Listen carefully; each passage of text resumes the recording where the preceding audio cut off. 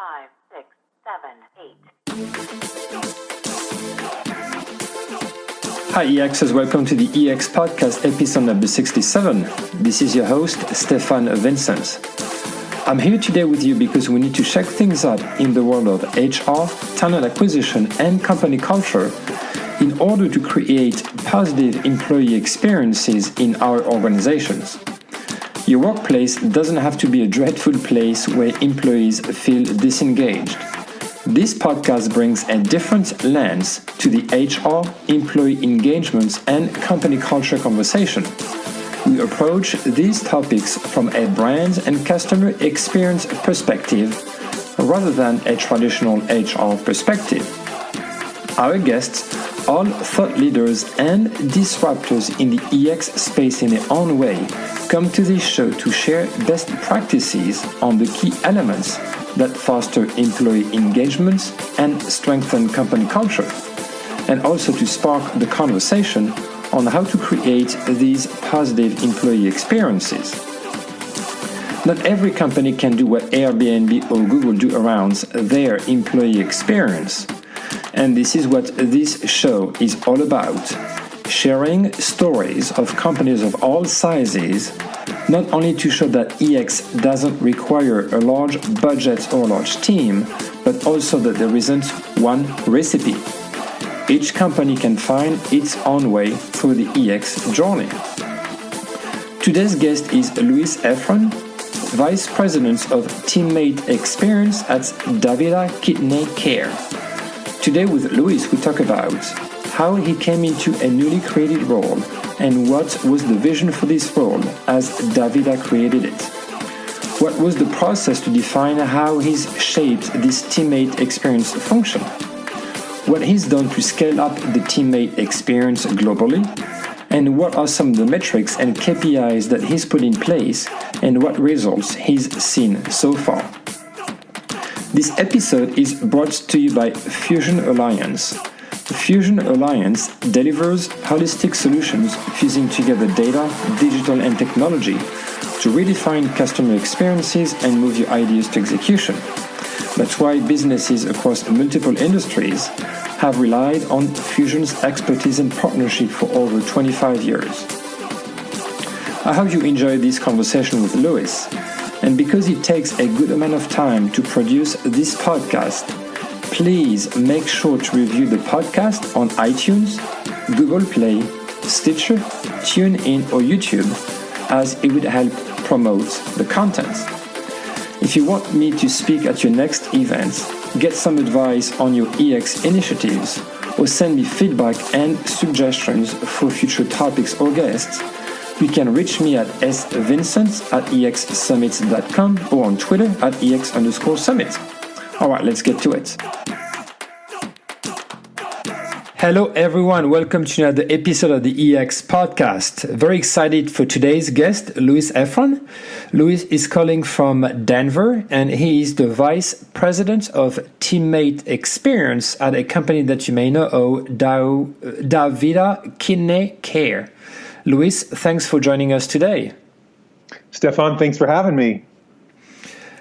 So first, very easy question. Can you tell us a bit more about your background and what led you to DaVita? Absolutely. So I have a bit of a colorful background that led me to where I am in my career and to DaVita. So I started as a theatrical director and manager and producer in New York City. I was managing Broadway shows and then producing and directing off Broadway for about 8 years, and then ended up transitioning over to the corporate world as a labor relations specialist for Stryker. And while I love the arts, I decided it was time to start being able to pay my rent a little bit. So that's when I decided I was going to switch over. And I had tons of experience actually in labor relations and the arts, because if you know the arts, there's unions for everything. So I did a lot of work around that in the arts. And so when I transitioned to Stryker, I went over there as a labor relations specialist, basically doing what I was doing in the arts for a while, only for a corporation and for the medical industry. And Stryker is a Fortune 300 medical device company, and I ended up spending 11 years there and rising from a labor relations specialist all the way up to a vice president of human resources, and worked all around the world for them, all throughout Europe, through Asia, and it was quite an amazing experience, and spent a couple of years at a software company as a head of international HR, vice president of HR for them. And then I went off to finish my first book, How to Find a Job, Career, and Life You Love, and do some writing still contribute to Forbes and Huffington Post, and do a lot of speaking around the purpose-based sort of organization and purpose-based concept. And then I spent about a year launching a global employee engagement initiative at Tesla Motors over in San Francisco Bay Area. And then after that, went back and finished another book called Purpose Meets Execution: How Winning Organizations Accelerate Engagement and Drive Profits. And then ended up moving over to DaVita in my current role, which is an amazing journey all the way around. So, and as you mentioned, DaVita, I'm the vice president experience over there. It's quite an interesting and diverse background, I would say. Yeah, I've been very lucky. It's very, very colorful. I've been very blessed to do a lot of different things in my career and work in a lot of different aspects, and every aspect of business, in my own business, and then in the corporate arena, as from an HR leadership perspective. So it's been a really 360-degree, robust experience. I've been, like I said, very lucky to have a chance to do everything I've been able to do. So we'll go shortly into what is your role at DaVita, but tell us, for those who are not familiar with DaVita, what is DaVita and what do you guys do? Yeah, so DaVita is a Fortune 200 kidney dialysis company, and we have about 75,000 teammates globally, with dialysis centers around the world, over 2,000 dialysis centers in the U.S. alone. And we service about 1.7 million patients, and essentially we deal with end-stage renal care, which is people that without our services would not be able to live or have more moments with their families. So essentially the purpose of DaVita is to give life to our patients and help give more moments to them with their families and loved ones. It's a pretty powerful purpose and mission. It is, indeed. And you've got a pretty interesting title, Teammate Experience.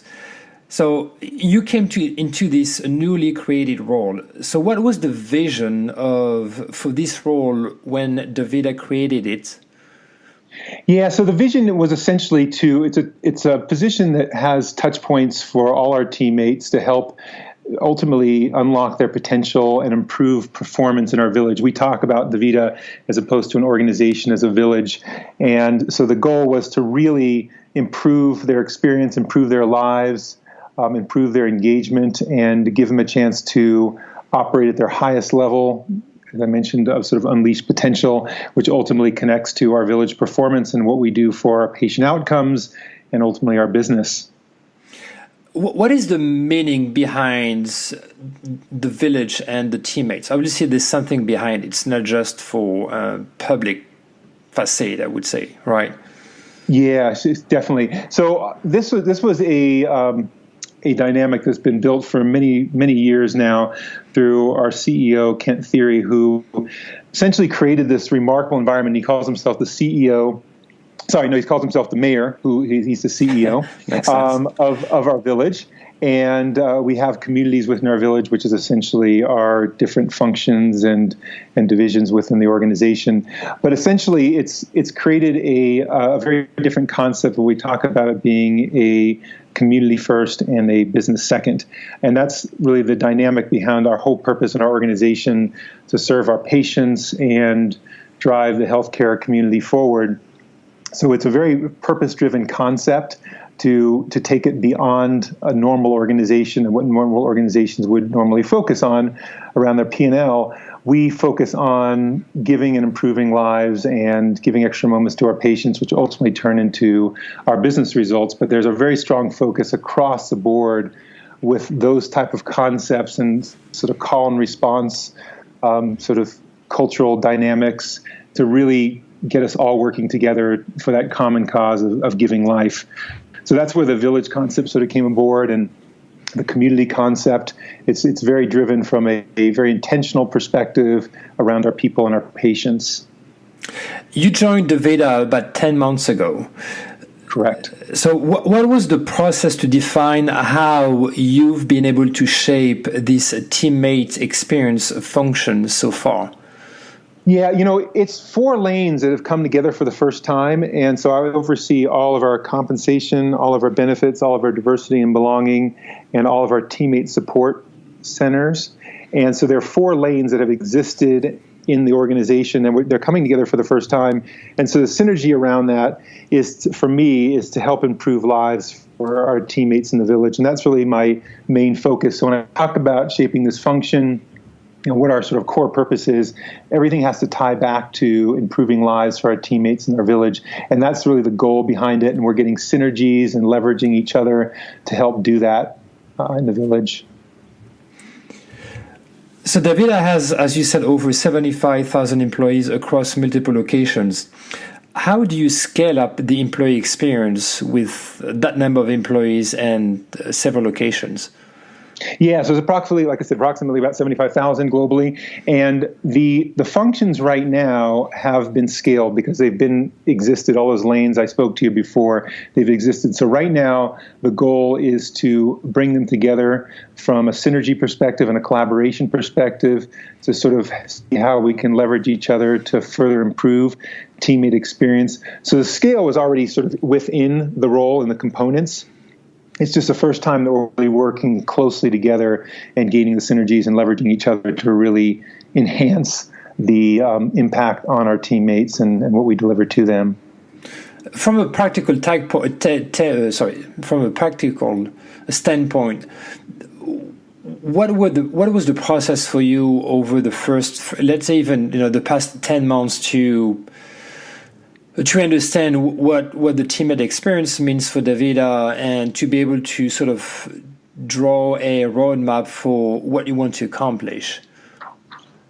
Yeah, so as far as our measurement, what we're looking to do is we're really heavily focused around the engagement, obviously, of our teammates in our village, the retention of our teammates, the growth and development of our teammates.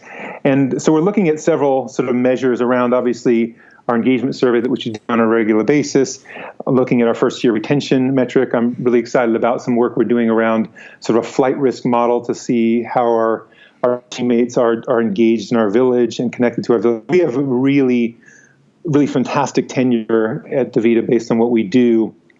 So we're looking to obviously improve that. And that first-year retention is a really critical part for most organizations. Once you get them over that first-year retention threshold, then the chance of people staying longer is much improved. So we're heavily focused in that particular area.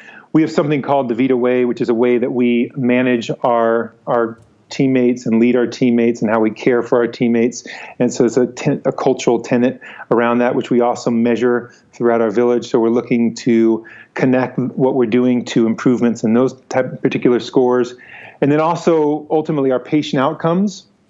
And finally, our business results. So it all sort of ties together. So all these metrics I'm talking about, we're early days. As you mentioned, I'm 10 months into the role and 10 months into this new function. So we are trying to carve this out to get to a point where we have really clear ROI metrics on how the impact of what we're doing and how it's ultimately playing out in our village. So those are some of the things that we're looking at and dashboards that we're putting together to measure it. Yeah, it's very critical to be able to tie I would say in your case, the teammates' experience improvements to business outcomes and business objectives, right? It has to make an impact somehow on the entire village organization, so that you can even get support from the leadership. Absolutely, absolutely. I mean, I think in my role in HR in general, I've always been very intent on tying ROI metrics to what we're doing, because a lot of times in HR, you're seen as a very sort of soft, fluffy function and a cost center and things like that, which I never liked in HR, because I do believe that we have a huge ability to drive the business, drive top and bottom line, and drive patient and customer outcomes in HR in general. And it's all about making sure that we could measure that effectively and, like you said, get buy-in from leadership about our value in the business. So I've always been very intent on making sure we have good measures around that. Can you share with us some initiatives that you've been able to implement within some of the communities or functions at DaVita along the way over the past 10 months or so? Well, we're working, like I said, we're developing this sort of function from scratch in a way, as far as people working together. But one particular area that I'm really excited about that we're working heavily on is our diversity and belonging initiative. And that is basically trying to further enhance our diversity within the organization and how people are able to bring themselves to work. And one of the great things about DaVita and the culture is we really encourage and really live our values of people coming to work and being who they are. So we're further enhancing that through sort of a storytelling initiative and celebrating sort of life moments throughout our village. And the things we're early days on sort of kicking off. But I'm really excited about it because it's really going to help enhance and I think highlight that sense of belonging for people in our village. And having a very large village, as you mentioned before, the need to make sure that people within that village are recognized for who they are and they stand out as part of the bigger picture is really, really key for us from an engagement perspective. So we are heavily focused on this initiative right now around storytelling and capturing, whether it be in video, whether it be in letters or things like that within the village. We frequently will read teammate letters or patient letters at large meetings or pretty much all meetings to reinforce our organizational purpose and make sure people are always connected to that. So that whole process of storytelling and sharing is really, really key to our culture. And we're just really doing more of that and adding it into our diversity and belonging initiatives and what we want to do in that area.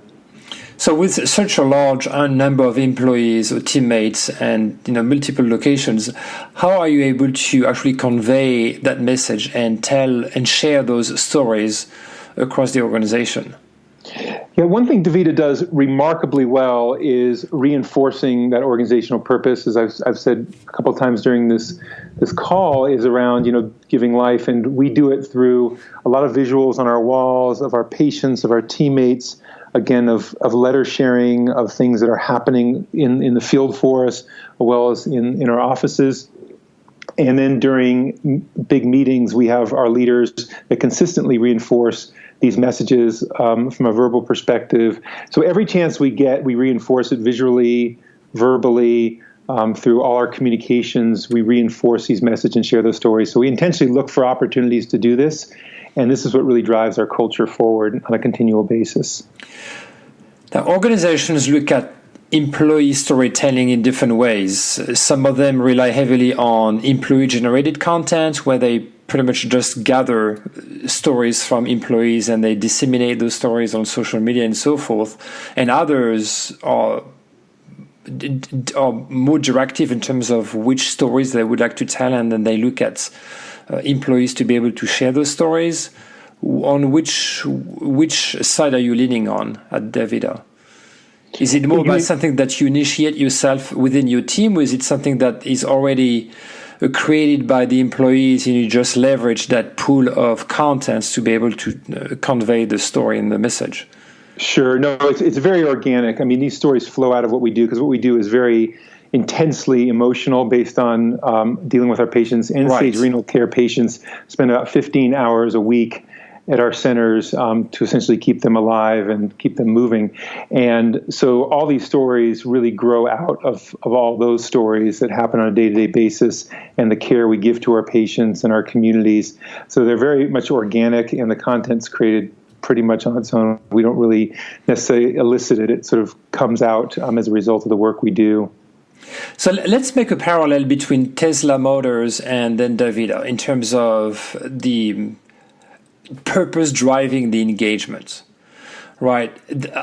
You could argue that it's easier to drive purpose in what DaVita does because it helps save lives.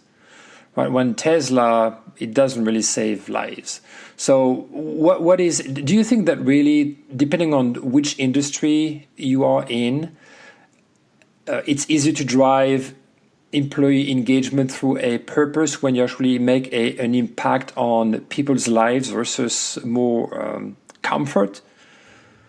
Well, no, I think, every organization has a strong purpose. And I always talk about when an organization starts to begin with a founder or an owner gets out of bed each morning not thinking they're going to make money with their business initially. It's they want to do something for their customers, the community, and the world, and they figure out how to make money along doing that.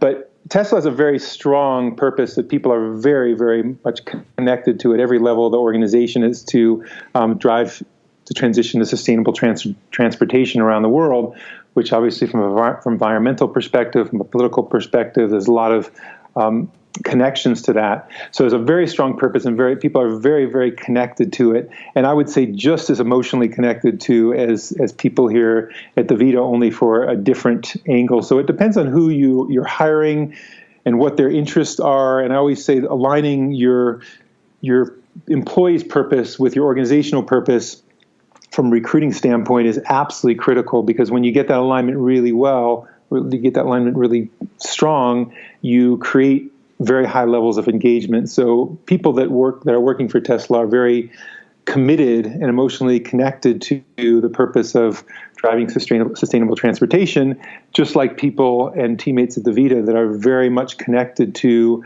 the cause of giving people life and giving extra moments. So I think every organization has a very strong purpose. It's how you communicate it, how you connect it to your teammates and your employees that really matter and really drive that engagement. And both Tesla and DaVita both do a marvelous job on that side of it. Yeah, you make a very good point here. So across how many countries are you in? You said that DaVita is present globally. So outside of the US, how many regions or countries are you in? Yeah, we're in 12 countries outside the US. And how are you able to drive that teammate experience across multiple regions of the world? Well, the thing about DaVita and good, really strong cultures, and I was very blessed to grow up at Stryker, who also had a very strong, consistent global culture, is when you have a very strong culture that's embedded in your leadership and everything that you do and all your communications, it's easy to sort of blend that culture across a global region. And that's what DaVita has, essentially. It's a culture that was driven, like I said, from the CEO at the very beginning, and has tentacles all throughout the organization. So wherever you go, there's a very strong cultural feeling that's connected to that heart of what we do and how we lead our people and how we care for our people. I spoke about the DaVita Way, which is a cultural tenet, again, on how we lead and care for our people. So all this has been driven into the organization in every aspect of it. So wherever you travel at DaVita, that connection to that organizational purpose, and that's where it all starts, right, is very, very consistent. And that helps you sort of scale this and ensure that you have a common and consistent culture when you have a connected organizational purpose with everybody that works for your organization. And that's really where it all stems from and where it's really grown out of. What place does technology play in defining and executing, implementing that teammate experience? We talked about data a little bit earlier. Obviously, you have global locations, so you want to be able, you can't just do face-to-face every single time with all the people. So you have to be able to leverage some sort of technology to be able to disseminate that message. So how important is technology in your role and at DaVita? Yeah, technology is really important, especially with the evolution of AI and things like that coming aboard. We're in the process of looking at a lot of different technologies to help improve our teammate support as well as our patient support. And that's something that's ongoing. So we leverage technology extensively throughout our village, and we're continuing to look at more advanced technologies to do more of that for our ability to give more white glove service to our teammates, to our patients, better care and all that type of stuff. So that's an ongoing process that we're always working. We have a function within the village called Pioneer. No one has a normal sort of name. We have Pioneer for sort of innovation and wisdom for our education. We're called People Services and HR. And Pioneer takes a strong lead along with IT and things like that to help drive technology within our organization. So it's a very important aspect as we continue to grow internationally, which is a huge next frontier for us. That technology is, from a communication standpoint, will become even more important, but we're implementing it everywhere within our village to help improve everything that we do. So in your mind, the deployments of new technologies, is it do you connect both the customer experience and the teammate experience together when it comes to implementing and deploying that technology? Yeah, I don't think you can take the two apart. I mean, the bottom line is the more we prepare and support and engage our teammates who interface with our customers and our patients, the more the engagement increases on both ends and the better patient outcomes we ultimately have. So they're intimately tied together. And we always talk about within our village that we care for our teammates with the same intensity that we care for our patients. So there's a direct correlation, everything that we do with both our teammates and our patients and how our village runs and succeeds. How many people do you have on your team? So a total under the teammate experience pillar, and I have a leader that works alongside of me that handles other parts of the business like wage and hour, our labor, and our M&A integration and things like that. So total under that teammate experience pillar, we have probably close to about 300 people. Oh, wow. And what other roles and responsibilities? Well, we have, like I said, the different functions within there, which is benefits, compensation, diversity and belonging, our teammate support functions, our wage and hour, our labor, as I mentioned, our M&A integration. So within there, we have everything from our frontline teammates, people that are sort of call center type of teammates, all the way up to senior directors within those pipelines and those different lanes. The concept of the employee experience podcast is really to try to bring some of the customer experience and brands principles to the employee side. We talk a lot about customer journey map and employee journey map, building different personas based on different employee types or customer types. Do you guys have anything like this at DaVita in terms of employee journey, defining moments that matter, moments of truth, or however you call them? So are you talking about things that our teammates sort of give back type of thing? You're talking things like that? No, I'm talking about what is the employee journey? What are the different phases of the employee life cycle at DaVita from a candidate standpoint to even the exit interview standpoint, if you guys do interview or exit interviews or even alumni network. So have you guys defined what is the roadmap of the entire employee life cycle? Yeah, the goal is to make sure we shepherd this along and make it as pleasant and engaging of experience from the moment someone applies all the way through their career at DaVita, and they have a consistent feel. And again, it goes back really to that DaVita Way I've been speaking a lot about how we care and lead for our people, and we build that into every stage of our process dealing with our teammates. And the goal is to make things as easy and streamlined for people from a general onboarding process all the way to when they're developing and assimilating into roles and then developing into leaders. We have lots of learning and development opportunities throughout the organization, lots of platforms where we help guide our future leaders and our current leaders in that DaVita Way concept and our cultural concept. So it's a very high-touch culture across the board from the moment someone applies all the way through their entire career, and then on the end of that as well. It's all centered around that care and caring for our teammates, like I said, with the same intensity as our patients. So it's all wrapped around that philosophy, and everything we build fits into that model. So we talked about global scale. Do you guys customize some of the content and some of the stories based on each region and probably even some languages?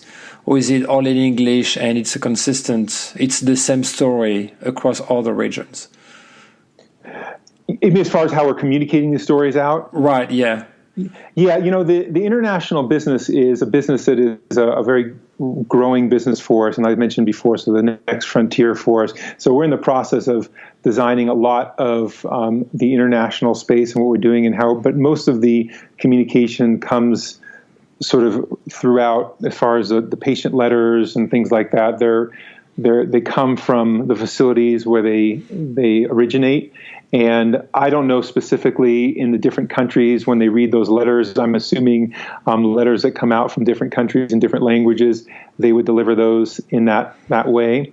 But as far as all the exposure I've had in the first 10 months around heavily in the U.S., I mean, obviously there's a consistent delivery of things around the letters that we read because of them growing out of our patient care and our teammate experience connected to that patient care. So there's a very consistent feel around that.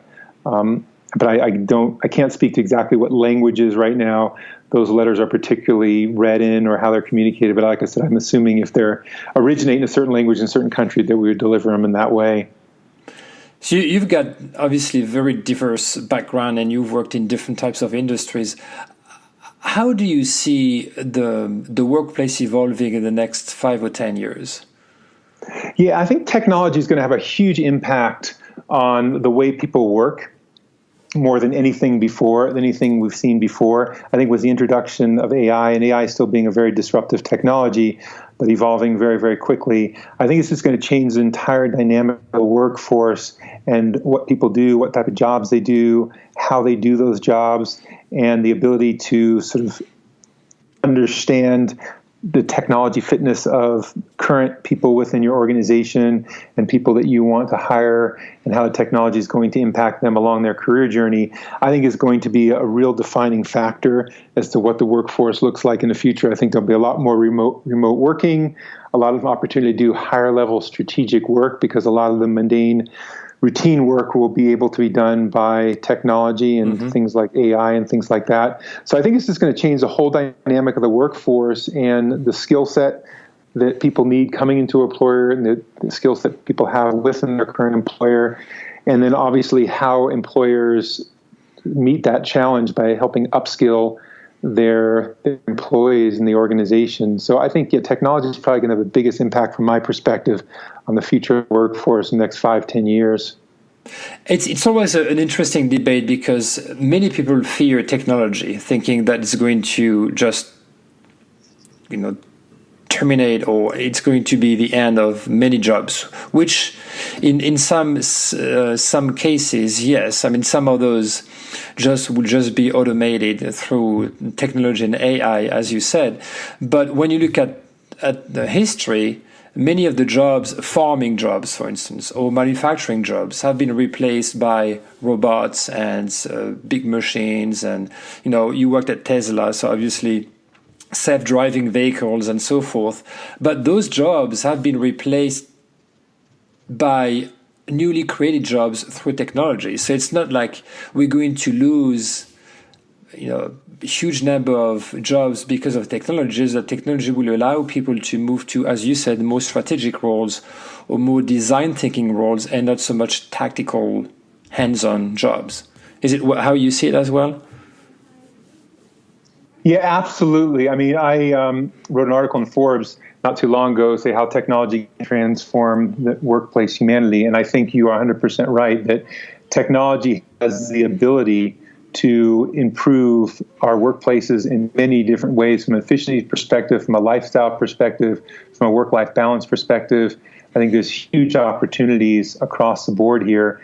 And I couldn't agree with more. I think technology has come with a bit of a bad rap in some cases because of how it was used in the past. Like you said, just replacing a lot of mechanical type of work. But the fact of the matter is, if it's leveraged correctly, it makes a huge difference and gives people an opportunity to really develop and grow.